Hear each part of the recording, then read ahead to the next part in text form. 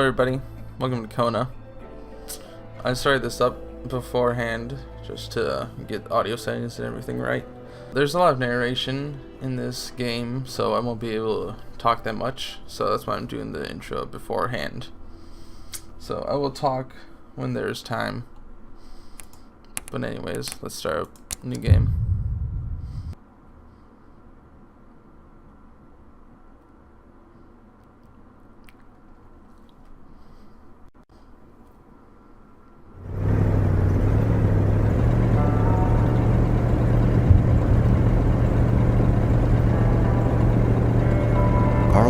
Sought information for a living. That is to say that ever since he returned from Korea, after having served with the armed forces, he had been working as a private investigator in Montreal. William Hamilton, a rich industrialist, had gotten in touch with him regarding a simple vandalism issue.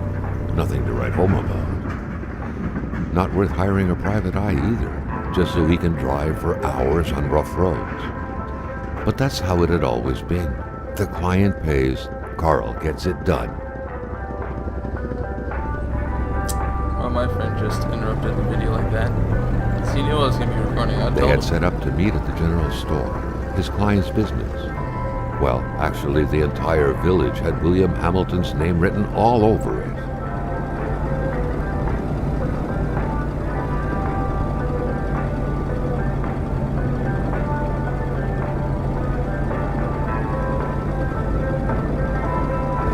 The roads were bad, muddy, or snowed in, it was customary around these parts to close them off. But it was also customary to ignore those signs entirely and drive there anyway. Yep. So this is Kona. So yeah, like my friend mentioned, there's an Arma 3 server, totally unrelated to this game. And we got a roleplay server on there. So if you want to join, I'll put the Teamspeak down in the description. So yeah.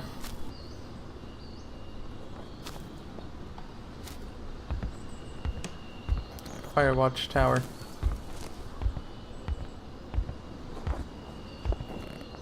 Emperor Duplessis, in spite of his conservative agenda, did a good job in colonizing the rural north, which helped to re-establish the region as an integral part of the province of Quebec.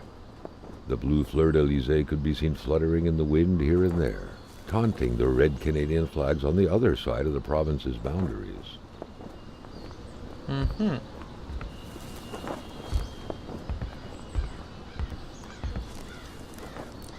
at those trees bouncing up and down.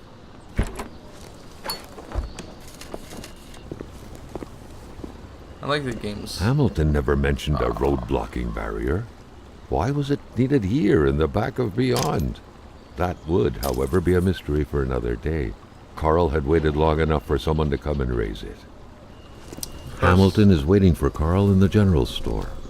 It was time for him to get down to business. Of course, the second I start wanting to talk, they just interrupt me.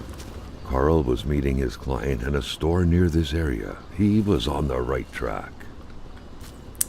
I'd hope I'm on the right track, or else I'd be in America. Hello.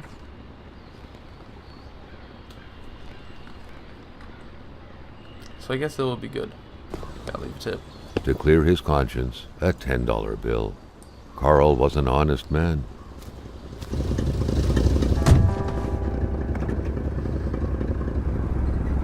William Hamilton enjoyed a lavish country house built in the very heart of the northern forests.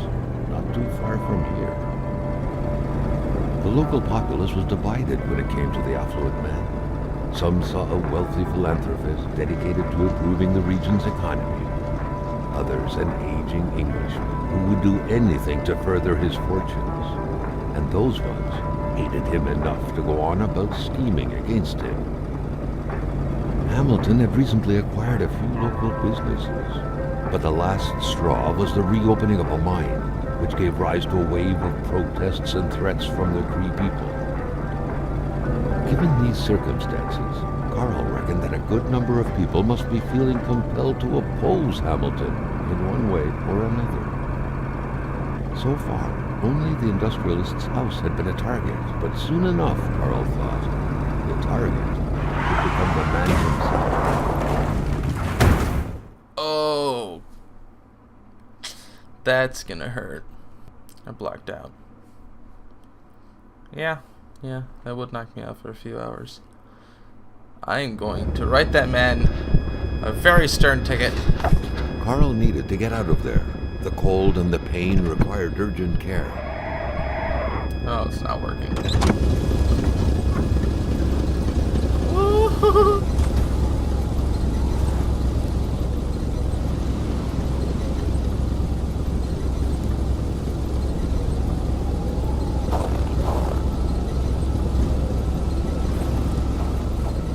Boy, if you're still in this car, I'm a The driver had taken off. It was still best to check it out and leave nothing to chance. Carl needed help.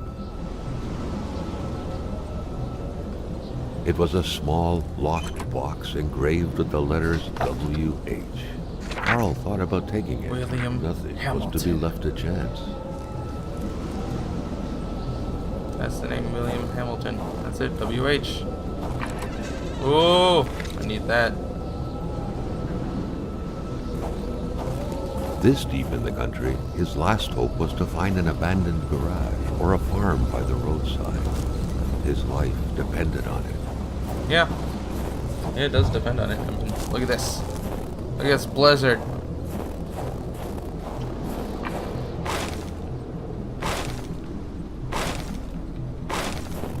I just grabbed so many of those. It was so cold. Already Carl did not feel his toes anymore.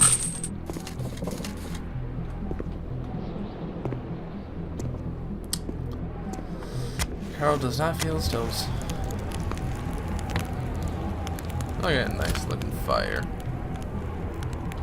Oh! That's nice to see. Let's see here, inventory. Like, it's consumable. Yep, it's inconsumable. I should be good in health now.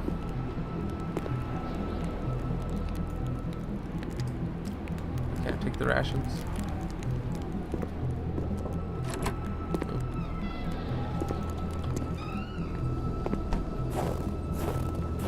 There's a fireplace. There's a can, shovel. I'm not gonna go up into that tower right now.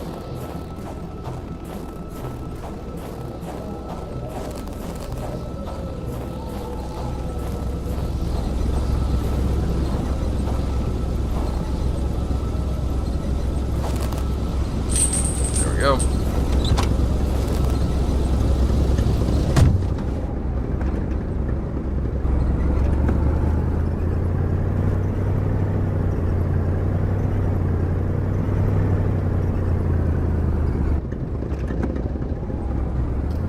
Time to go find where that guy lives, because I want him to pay for my face damages. I don't know why there isn't blood on my steering wheel. This is a really good looking game though. Spread out on a few acres of untouched forest, bellowing Slippery caribou, road. everlasting snow, and undefiled lakes. The Manistan region was no tourist hub. It was said to have been populated for millennia by Cree people, and ever since the industrial era, by the metal mining industry.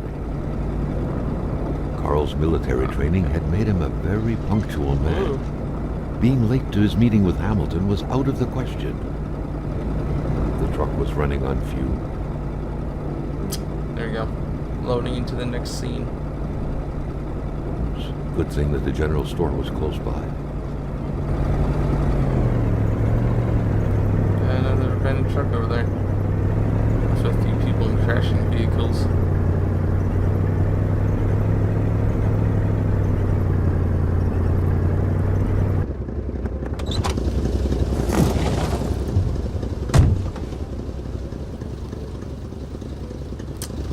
So I think I'm going to end the first episode here.